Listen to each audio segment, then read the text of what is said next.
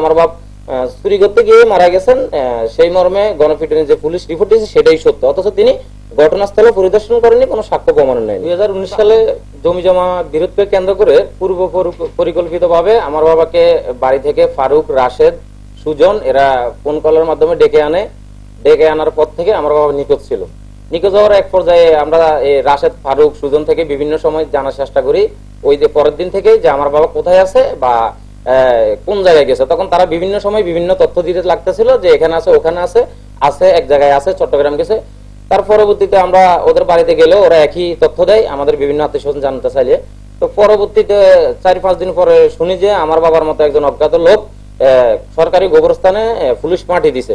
তখন আমরা খবর পেয়ে লাশের সন্ধানে আসলে বা নগদ নিয়ে এলো হার না মানা হার অফার।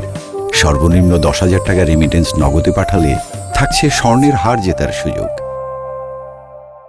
আমার বাবার সন্ধানে আসলে জানতে পারে যে উনি আমার বাবা, কিন্তু উনি নাকি একজন চৌকিদার, আব্দুল সত্তার নামের একজন চৌকিদার বাদী হয়ে 150 থেকে 200 জন মানুষকে উল্লেখ করে একটি হত্যা মামলা দায়ের করেছে। সেখানে আমার বাবাকে চোর হিসেবে আখ্যায়িত করেছে।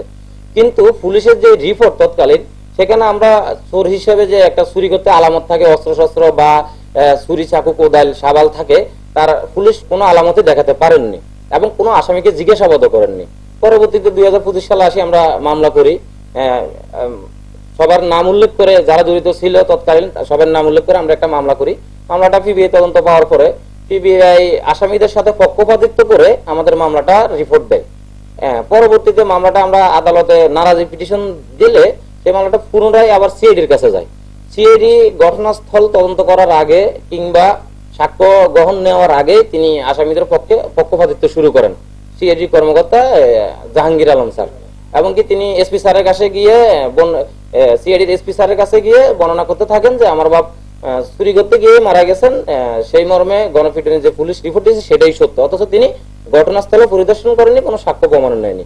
কিন্তু আমরা যাদেরকে আসামি করছি তারা এলাকা চিহ্নিত সন্ত্রাসী, তাদের নামে ইতিপূর্বে আরো 2টা হাত মারার মামলা আছে। গুলি করে হত্যার উদ্দেশ্যে গুলি করে মাথার এই পাশ দিয়ে ওই ছেলেটাও এখনো জীবিত আছে। তো এইভাবে ওদের নামে একাধিক অস্ত্রের মামলা, হাত মারার মামলা, গুলি করে হত্যা চেষ্টার মামলা এবং কি জমি দখল মামলা এবং কি বিভিন্ন একাধিক এই আসামিগুলোর নামে মামলা আছে। তো এখন আমরা সরকারের কাছে বা সরকারের ঊর্ধ্বতন কর্মকর্তাদের কাছে আকুল আবেদন জানাই যে আমরা আজকে 7 বছর ধরে আমার বাবার বিচার পাচ্ছি না, আমরা ধারে ধারে ঘুরতেছি। তো আমার বাবার যারা প্রকৃত হত্যাকারী বা এদেরকে সঠিক তদন্তের মাধ্যমে আইনের আওতায় এনে দেশের প্রচলিত আইন অনুযায়ী যেন শাস্তির ব্যবস্থা করে।